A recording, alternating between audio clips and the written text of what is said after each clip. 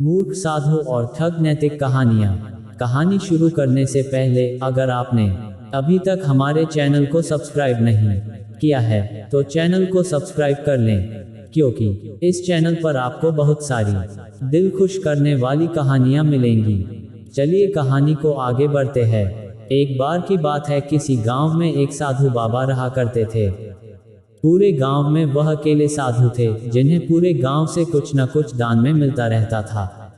दान के लालच में उन्होंने गांव में किसी दूसरे साधु को नहीं रहने दिया और अगर कोई आ जाता था तो उन्हें किसी भी प्रकार से गांव से भगा देते थे। इस प्रकार उनके पास बहुत सारा धन इकट्ठा हो गया था। वहीं एक ठग की नजर कई दिनों से साधु बाबा के धन पर थी। वह किसी भी प्रकार से उस धन को हड़पना चाहता था। उसने योजना बनाई और एक विद्यार्थी का रूप बनाकर साधु के पास पहुंच गया। उसने साधु से अपना शिष्य बनाने का आग्रह किया।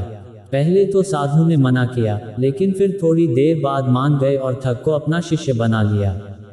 ठग साधु के साथ ही मंदिर में रहने लगा और साधु की सेवा के साथ साथ मंदिर की देखभाल भी करने लगा। ठग की सेवा ने साधु को खुश कर दिया, लेकिन फिर भी वह ठग पर पूरी तरह विश्वास नहीं कर पाया। एक दिन साधु को किसी दूसरे गांव से निमंत्रण आया और वह शिष्य के साथ जाने के लिए तैयार हो गया। साधु ने अपने धन को भी अपनी पोटली में बांध लिया।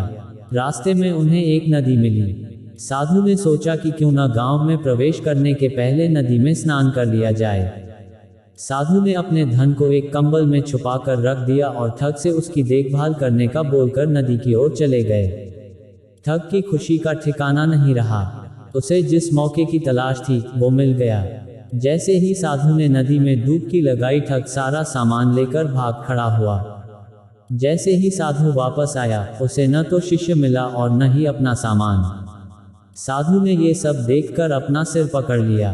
कहानी से सीख। हमें इस कहानी से यह सीख मिलती है कि कभी भी लालच नहीं करना चाहिए और न ही किसी की चिकनी चुपड़ी बातों पर विश्वास करना चाहिए।